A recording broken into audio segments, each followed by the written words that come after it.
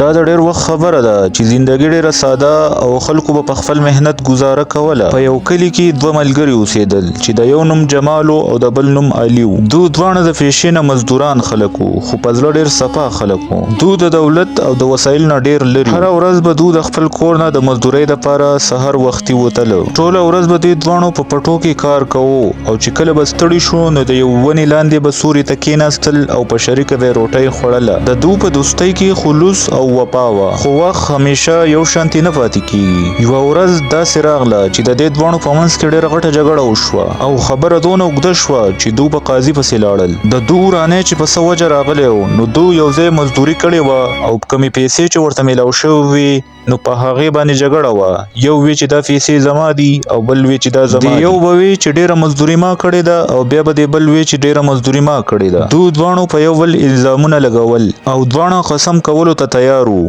فیصله ډېره مشکله وه، دواړه په حق ښکارېدل او د فیصلې دپاره څه ثبوت هم موجود نه و. قاضي ته دا فیصله ډېره ګرانه شوه، نو داسې وکړه چې د خپلې خزانې نه څه اشرفۍ راوغوښتې او دواړو چې څه حق و نو هغو له خپل حق ورکړو. په ظاهره خو قاضي صاحب دواړو له خپل حق ورکو، خو قاضي صاحب په دې مطمئنه نه و، ولې چې د قاضي کار صرف معامله ختمول نه وي، بلکې حق او د ناحق په منځ کې فیصله کولی. او چې کله فیصله په ناحقه وشي او مجرم ته سزا میلاو نشي نو داسې جګړې بیا هره ورځ کیږي. نو ځکه قاضي د ځان څخه دا فیصله وکړه چې دا رښتیا به زه معلوموم چې کم په حقه او کم په ناحقه دی، او دې ته دا پته وه چې په دې کې خامخا یو کس دروغجن دی او کم چې قصوروار ثابتېږي هغه ته به ضرور سزا میلاویږي.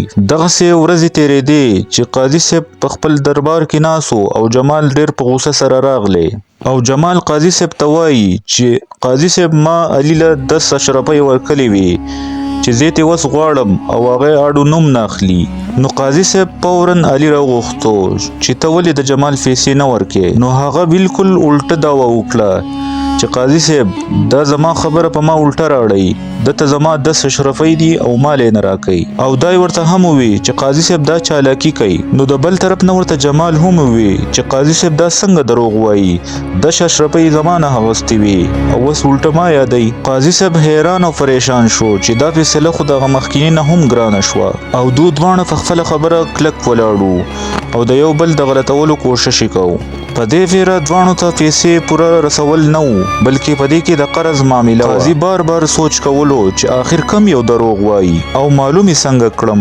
آخر کار قاضي صاحب یو فیصله وکړه چې دواړو فریقین له یو ورځ مهلت ورکړو او وی چې سبا به تاسو دواړه په دې ټیم حاضر شئ. په دغه شپه قاضي د ځان نه یو عام انسان جوړ کو او ساده کپړې واچېلې او مخ یې پټ کړو او بیا د جمال کور ته راغو. ماسخوتن ناوخته ټیم او په کلي کې ټوله خاموشي خوره شوې وه. قاضي د ځان څخه یوه تیلۍ راواغسته چې په دې کې دننه 50 اشرفۍ وي او د جمال د کمرې مخې ته یې کېښوده او بیا لرې لاړو او کاتلې ورته چې مخکې څه چل کېږي. نو لږ وخت پس جمال د خپل کمرې نه راوتلو او دغه تیلۍ یې ولیده. بیا جمال دا تیلۍ راواغسته او یو خوا او بل خوا یې وکتل چې څوک یې ونه لیدل. نو کمرې ته دننه لاړو. قاضي دا ټول منظر کتو او د هغه ځګي نه بیا لاړې د علي کور ته او هاغلته یې هم دغسې شاپر کېښودو. همدغسې علي هم تیلۍ راواغسته او کور ته دننه لاړو او دروازه یې بنده کړه.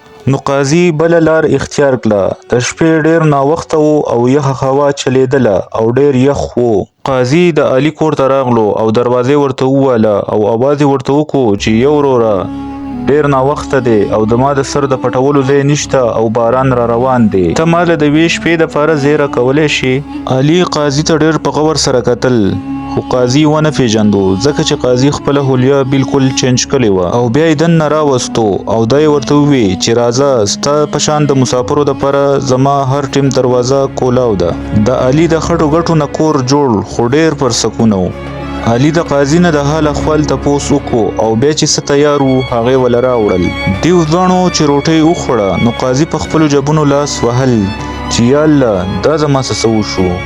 نو علي ترې تپوس وکړو چې څه چل وشو. نو قاضي ورته ووی چې یا وروره زما سره د اشرفو تیلۍ وه چې زما نه چېرته په لاره کې غورځېدلې ده او هغه زما د ټول ژوند مزدوري وه او یا رانه چا پټکلې ده، اوس به زه څه کوم.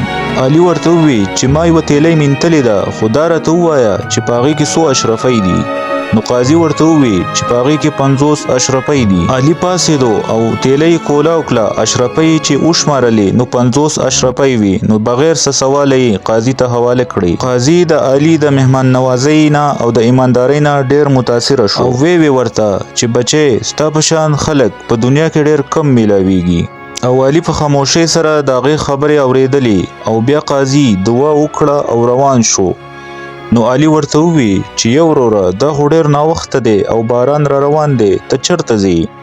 نو قاضي ورته ووی چې زما ډېر لازمي کار دی او هغه کوم. او قاضي سیده د جمال کور ته ورسېدو. چې جمال ته دروازه وټکوله نو د دننه نه ډېر د غوسې نه ډک اواز راغلو چې څوک یې ته او دلته د څه دپاره راغلی؟ نو قاضي ورته وویل چې یو وروره ستاسې مې ډېر لازمي کار دی، دروازه کولاو کا. جمال ډېر په غوسه راوتلو او قاضي ته یې ووی چې یو وروره وایه څه کار دی؟ د شپې هم درنه نه خلاصیږو. نو قاضي ورته ووی چې یو وروره زه یو مسافر یم او نیمه شپه ده، ما وی چې د شپې ځای راله راکړې. نو جمال ورته ووی چې یو وروره زموږ کور خو ډېر تنګ دی، موږ پکې ډېر په مشکله راځو، چې تا له ځای درکم نو موږ به چېرته سملو، د دې ځای نه ځه، زما سره ځای نشته. نو قاضي ورته ووی چې یو وروره زه ځم خو زما نه دلته تیلی ورکه شوې ده، زما شک دی چې دلته چېرته لوېدلې ده، تا خو به نه لیدلي. د قاضي دا خبرې چې جمال واورېدې نو جمال ورسره بدتمیزي شروع کړه چې ته دا څه وې؟ ته دلته کې په ما الزام لګول راغلی؟ لږ شرم وکړه، دلته خو صرف زما کور دی او ما ستا تیلی نه ده لیدلی. قاضي د جمال او د علي رویې ولیدلې او په خاموشۍ سره واپس خپل محل ته لاړو. شپه چې تېره شوله او سحر شو او قاضي خپل دربار ته راغلی او خلک راتلل شروع شو. څه وخت کې علي او جمال هم دربار ته راغلل.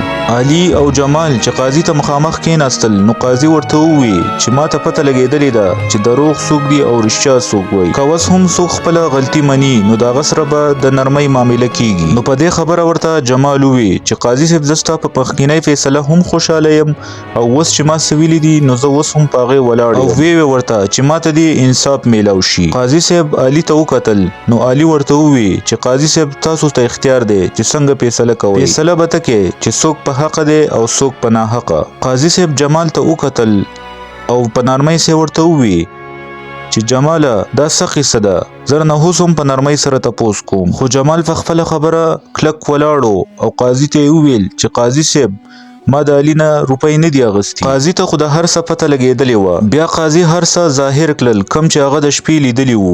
قاضي ورته د تیلی په باره کې هغه ټوله قصه وکړه. نو د جمال رنګ زیړ شو خو جمال بیا هم په خپله خبره کلک ولاړو او قاضي ته یې ووی چې ته په ما باندې د دروغو الزام لګې او وی چې ما نه تیلی لیدلې ده او نه مې د علي نه قرض اغوستی دی. خو قاضي دا هر څه په خپلو سترګو لیدلي وو. نو علي رها کو او په جمال باندې خپله سزا واوروله. وخت وروستو چې جمال د خپلې سزا نه یو څو ورځې تېرې کړې نو قاضي صاحب دا جمال له وغوښتو او تپوس یې ترې وکړو چې ته خو هسې په سزا کې خو رښتیا راته ووایه چې غلطي د چا وه.